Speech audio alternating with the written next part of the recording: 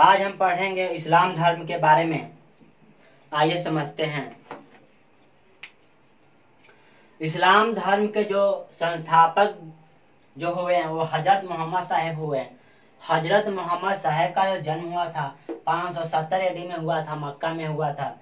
हजरत मोहम्मद साहब को जो ज्ञान की जो प्राप्ति हुआ था वह 610 ईस्वी में हुआ था, मक्का में हुआ था, हीरा नामक गुफा में हुआ था। समझिएगा, शुरुआत में हजरत मोहम्मद साहब जो थे वह मूर्ति पूजा करते थे। शुरुआत में हजरत मोहम्मद साहब मूर्ति पूजा करते थे, लेकिन जब उन्हें ज्ञान की प्राप्ति हुआ अर्थात जब उन्हें कुरान मिला तो उसी मूर्तियों को वह तोड़ दिए जिस मूर्ति को वह पूजते थे। अर्थात प्रारंभ में इनके घर में हर कोई मूर्ति पूजा करता था, बहुत सारी मूर्तियां थी, और जब इन्हें ज्ञान की प्राप्ति हुआ तो वह सभी मूर्तियों को तोड़ दिए। और कहीं न कहीं इनके जितने भी अनुयायी हुए अब वह सभी मूर्तियों को तो तोड़ते ही थे, मंदिरों को भी तोड़ने लगे। यह हम नहीं कह रहे, यह इतिहास कहता है, क्योंकि मोहम्मद साहब को जितने भी अनुयायी हुए हैं वह सभी इनके पद पर चलने लगे और मूर्तियों को तोड़ने लगे। यह बात हम इसलिए कह रहे हैं क्योंकि मुगल आक्रमणकारी जितने भी होंगे वह सभी के सभी मूर्तियों और मंदिरों को तोड़े हैं। यह आपको पढ़ने को मिला है। इसीलिए कहा जाता है मूर्तियों को या मंदिरों को तोड़ने वाले कभी पूजे नहीं जाते, मंदिरों को बनाने वाले ही पूजे जाते हैं। यह इतिहास गवाह है। अर्थात जितने भी मुगल आक्रमणकारी हुए हैं वह इतिहास में सिर्फ मुगल आक्रमणकारी ही बन के रह गए, वह कभी नहीं पूजे गए, वह हमेशा गलत नजरों से ही देखे गए, हीन भावना से ही देखे गए। लेकिन जिसने मूर्तियों और मंदिरों को बनाया वो आज भी पूजे जाते हैं। यह इतिहास गवाह है। समझिएगा, हजरत मोहम्मद साहब जो हैं वह इस्लाम धर्म का संस्थापक है, और इस्लाम धर्म का एकत्रित करने वाले जो हैं वह भी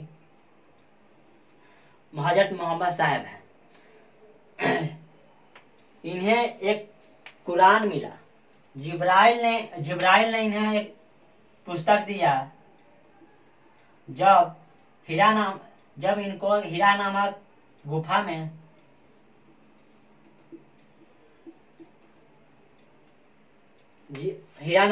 में ज्ञान की जब प्राप्ति होता है तो एक फरिश्ता आता है जिसका नाम जिब्राइल था। उसी ने इसे कुरान दिया था।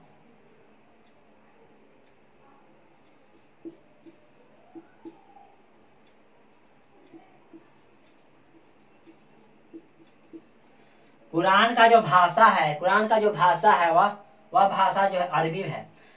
ऐसा कहा जाता है कुरान जो लिखा गया है वह अरबी भाषा में है, और मुसलमान लोग जो नमाज जो अदा करते हैं, नमाज जो पढ़ते हैं, नमाज भी अरबी भाषा में पढ़ा जाता है और कुरान भी अरबी भाषा में।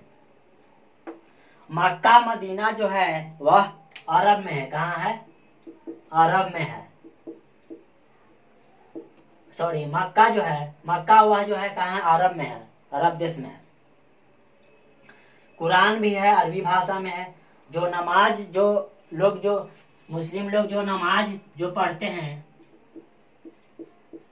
नमाज वह भी अरबी भाषा में है। लेकिन खुदा जो शब्द है वह फारसी भाषा से लिया गया, फारसी शब्द है खुदा। कुरान में लिखा हुआ है कि नमाज पढ़ना है। किसमें लिखा हुआ है? कुरान में लिखा हुआ है। कुरान में लिखा हुआ है नमाज पढ़ना है। कुरान में लिखा हुआ है रोजा रखना है।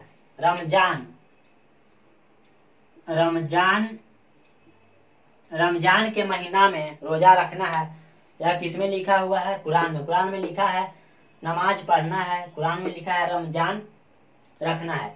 लेकिन नमाज कैसे पढ़ना है और नमाज कैसे पढ़ना है रमजान कैसे रखना है, इस बात की जो चर्चा जो किया गया है वह कुरान का ही सपोर्टिंग पुस्तक जो है वह हदीस है। क्या है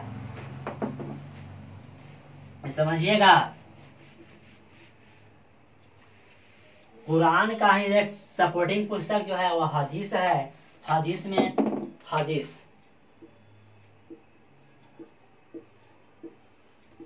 यह कुरान का सपोर्टिंग पुस्तक है, सपोर्टिंग पुस्तक है हदीस। इसमें लिखा हुआ है नमाज कैसे पढ़ना चाहिए, रोजा कैसे रखना चाहिए, साथ ही साथ इस्लाम धर्म में नियम कानून के अलग एक पुस्तक है जिसका नाम शरीयत है।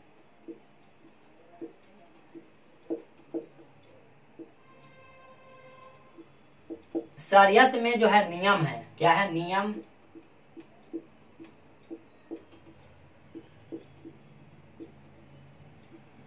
कानून। इस्लाम धर्म के शरीयत जो किताब है इसमें नियम कानून है। समझिए क्या नियम क्या कानून है। शरीयत में लिखा हुआ है कि इस्लाम धर्म के जो व्यक्ति जो होता है, जो मुस्लिम जो होते हैं, वह कितना दाढ़ी रखे, कितना मूछ रखे, दाढ़ी रखे या नहीं रखे, मूछ रखे या नहीं रखे, इस बात की जो चर्चा है वह शरीयत में है। दाढ़ी कितनी लटकनी चाहिए, मूछ कितनी लटकनी चाहिए, इस बात की जो चर्चा है वह शरीयत करता है। ठीक है, दाढ़ी मूछ से लेकर औरत तक की बातें, अर्थात औरत तक का नियम समझ रहे होंगे। औरत के बारे में जो भी कुछ सोच लीजिए वह सभी के सभी दाढ़ी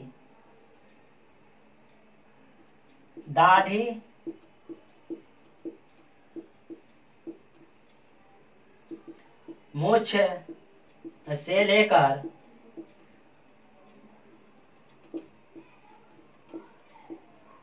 औरत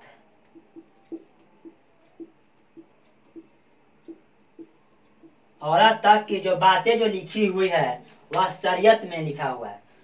ठीक है, औरत के बारे में जितने भी नियम जो कानून जो लिखे हुए हैं वह सभी के सभी शरीयत में लिखा हुआ है। और जो कुछ नियम जो छूट जाते हैं उसको जो पूर्ति जो करता है, एक आता है पुस्तक, वह इजमा है।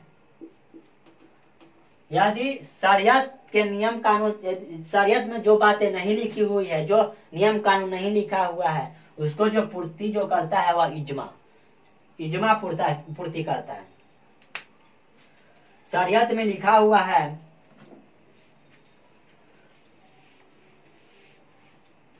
कि दाढ़ी कितनी होनी चाहिए, मूछें कितनी होनी चाहिए। औरत के बारे में भी लिखा हुआ है। औरत के बारे में जो भी कुछ सोच लीजिए सभी किसमें लिखा हुआ है, शरीयत में लिखा है।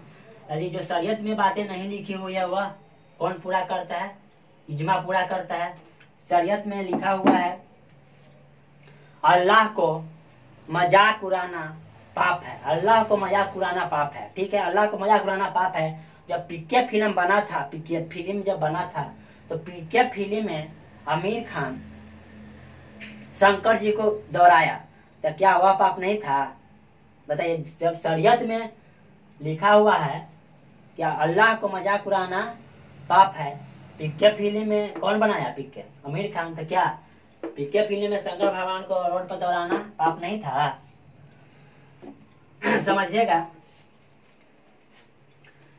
शरीयत में लिखा हुआ है यदि इस्लाम धर्म में यदि कोई व्यक्ति मर जाता है तो उसको फोटो देखिएगा। इस्लाम धर्म में फोटो नहीं टांगा जाता है। इस्लाम धर्म में चित्रकारी करना पाप है, अल्लाह को मजाक उड़ाना पाप है। समझिएगा, चित्रकारी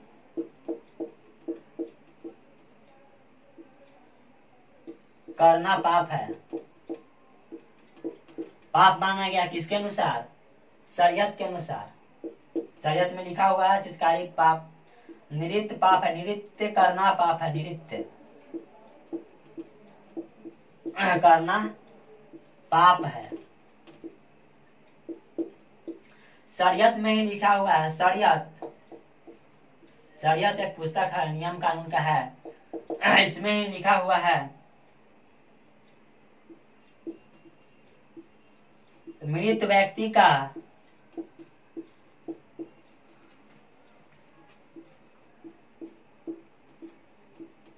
फोटो टांगना पाप है। शरीयत पुस्तक कहता है कि चित्रकारी करना पाप है, नृत्य करना पाप है, मृत्यु व्यक्ति को फोटो टांगना पाप है। लेकिन हिंदू धर्म में जब कोई व्यक्ति मर जाता है तो हिंदू धर्म में फोटो टांगा जाता है, अर्थात टांग के यह कहा जाता है यही व्यक्ति मर गया है, टांग देगा फोटो टांग देगा, अर्थात बोलेगा ये फलना मर गए हैं, अर्थात हिंदू धर्म दिखाता है कि फलना मर गए हैं, अर्थात हिंदू धर्म सच्चाई को दिखाता है। यह कहता है कि हाँ फलना मर गए हैं तो मर गए हैं, जो सच्चाई है वह छिपता नहीं है, इतिहास गवाह है, जो सत्य है सांच को आँच कैसा, अर्थात हिंदू धर्म दिखाता है फलना मर गए हैं, टांग के दिखाएगा यह फलना मर गया, ठीक है। लेकिन इस्लाम धर्म कहता है कि मृत्यु व्यक्ति फोटो टांगना पाप है। लेकिन आज के जमाना में ऐसा आ गया है, इस्लाम धर्म को भी फोटो रखना ही पड़ता होगा। आज आधार कार्ड है, मान लीजिएगा यदि इस्लाम धर्म में यदि कोई मर गया, अब जाओगे उसको पैसा लेने बैंक में, तब ऐसा मुहर मरा गया है आधार कार्ड पर कि फोटो रहबे करेगा, आधार नंबर रहबे करेगा और फोटो तो मांगबे करेगा। तो यहाँ जाओगे आप, अर्थात ऐसा नियम बना दिया गया है आप कि अब फोटो तो चाहिए ही, भले मत टांगो लेकिन फोटो तो चाहिए, मर गए चाहे कोई हो गए। शरीयत कहता है कि मृत्यु व्यक्ति का फोटो टांगना पाप है, लेकिन हिंदू धर्म दिखाता है कि फलना मर गया है फोटो है, ठीक है, समझ में आ रहा होगा। और शरीयत के अनुसार कहा गया है कि इस्लाम में जो राजा जो बनता था वो अंधा नहीं बनता था। शरीयत में यह लिखा हुआ है अंधा व्यक्ति जो है वह राजा नहीं बनेगा। और जब मध्यकालीन भारत जब हम पढ़ाएंगे तो मध्यकालीन भारत में इस्लाम में जितने भी राजा हुए जिसके आंख फोड़ दिया गया वह राजा नहीं बनेगा। देखिएगा इतिहास में जो भी राजा इस्लाम में बनता है वह आंख रहेगा वही बनेगा, अंधा नहीं बनेगा। लेकिन हिंदू धर्म में अंधा भी राजा बनेगा, यह इतिहास गवाह है। कैसे समझिएगा आप, महाभारत में घृतराष्ट्र को देख लीजिए। घृतराष्ट्र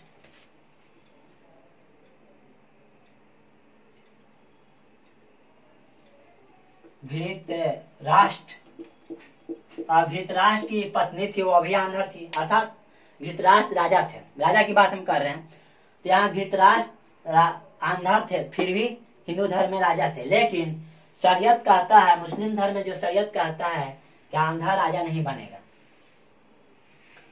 ठीक है। इस्लाम धर्म कहता है, इस्लाम धर्म में जो शरीयत कहता है कि फोटो टांगना, मृत व्यक्ति का फोटो टांगना पाप है, अंधा व्यक्ति नहीं बनेगा। क्या नहीं बनेगा? राजा नहीं बनेगा। मोहम्मद साहब, हजरत मोहम्मद साहब कहें हमारे मरने के बाद हमारा जो उत्तराधिकारी जो होगा वह खलीफा कहलाएगा। क्या कहलाएगा? अर्थात जब हम दिल्ली सल्तनत पढ़ेंगे, दिल्ली सल्तनत, कुछ बातें हम अभी बतला दे रहे हैं, क्योंकि जब हम दिल्ली सल्तनत पढ़ेंगे, दिल्ली सल्तनत में जो सुल्तान की जो उपाधि जो राजा लेगा वह खलीफा उसे सनद पत्र देगा, तभी वह सुल्तान बनेगा। समझिएगा सनद पत्र क्या है, खलीफा क्या है और सुल्तान क्या है और दिल्ली सल्तनत क्या है। थोड़ा सा बातों को हम यहाँ पर समझाने की कोशिश कर रहे हैं। मोहम्मद साहब कहें कि हमारे जो उत्तराधिकारी जो होंगे वही क्या कहलाएंगे? अरे हजरत मोहम्मद साहब के उत्तराधिकारी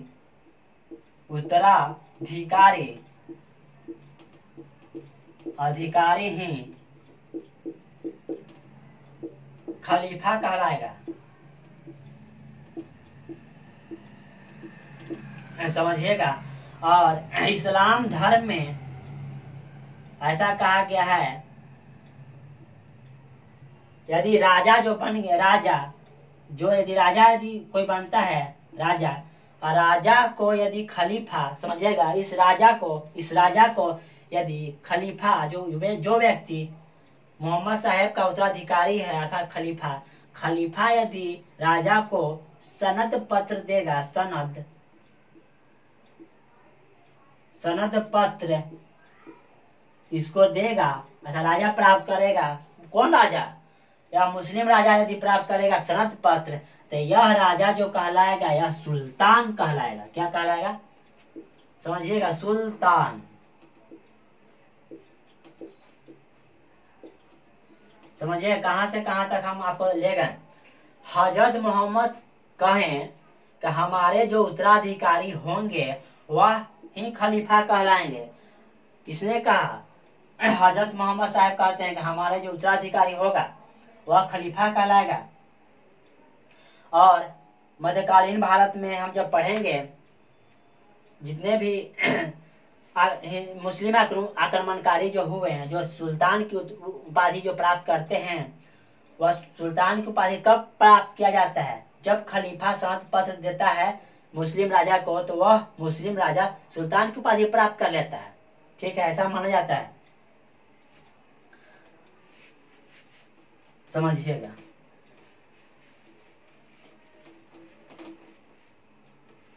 इसीलिए दिल्ली सल्तनत पड़ा सुल्तान के कारण, अर्थात दिल्ली सल्तनत नाम क्यों पड़ा? सुल्तान के कारण ही। दिल्ली के गद्दी पर जितने भी मुसलमान आक्रमणकारी बैठे और जिन्होंने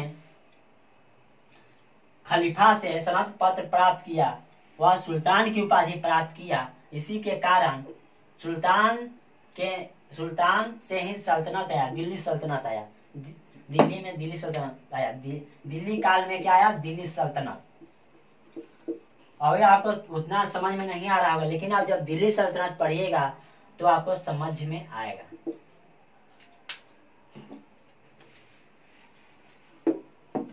इस्लाम धर्म में कहा गया है कि असली मुसलमान वही है, वास्तविक मुसलमान उसी को कहा गया है जो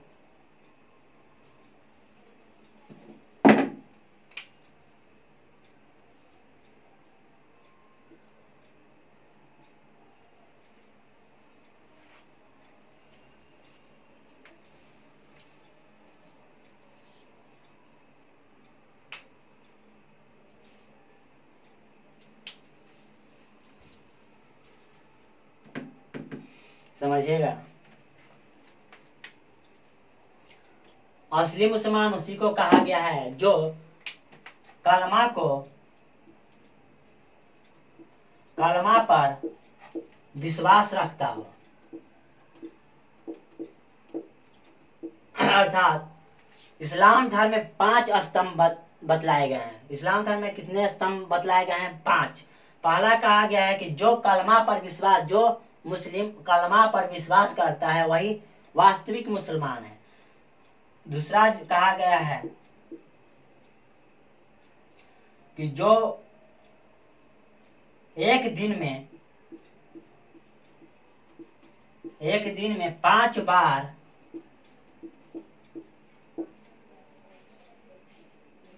नमाज पढ़ता हो,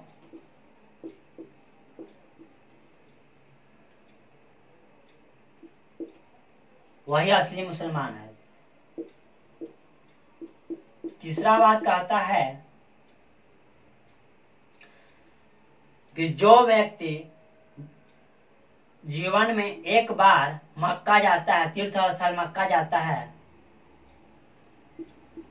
तीर्थ स्थल मक्का जाता है, वही स्याही थोड़ा खत्म हो गया है, लेकर आते हैं।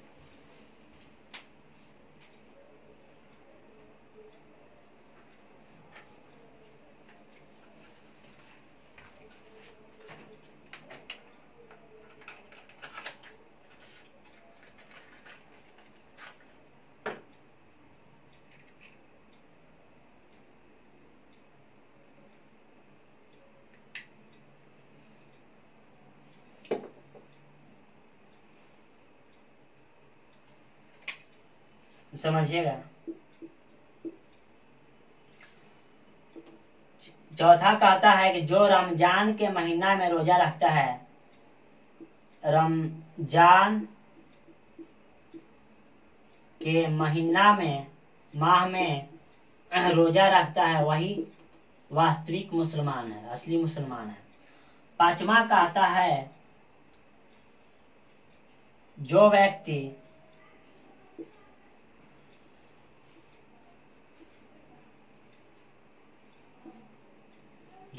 जकात देता है,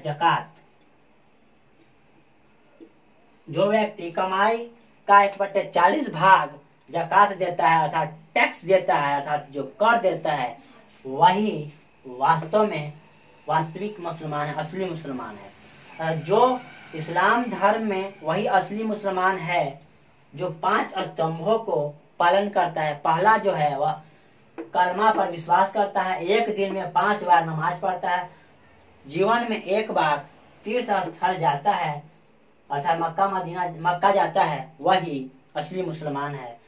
रमजान के महीना में रोजा रखता है, वही असली मुसलमान है।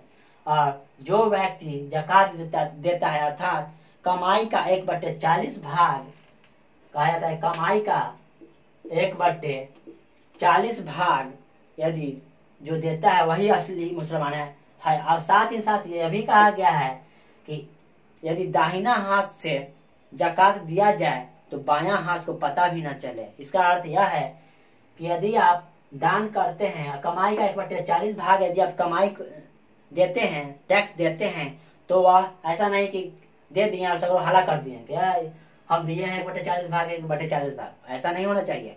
अर्थात यह कहा गया है कि किसी को पता नहीं चलना चाहिए कि हम जकात दिए हैं, कमाई का 1/40 भाग दिए हैं, तभी आप पक्का मुसलमान है, ऐसा कहा गया है। कलमा पर विश्वास करें, एक दिन में 5 बार नमाज पढ़िए, तभी वह तीर्थ स्थल मक्का जीवन में 1 बार जरूर जाइए। ऐसा कहा गया है कि पाप मिट जाएगा। रमजान के महीने में रोजा रखिए। जो व्यक्ति जकात देता है, जकात का 1 बार अर्थात कमाई का 1/40 भाग देता है, वही असली मुसलमान है। आज का क्लास इतना ही। नेक्स्ट वीडियो में हम आपको इस्लाम धर्म पढ़ाएंगे। शायद इस्लाम धर्म 2-3 चैप्टर, 3-4 वीडियो और चलेगा।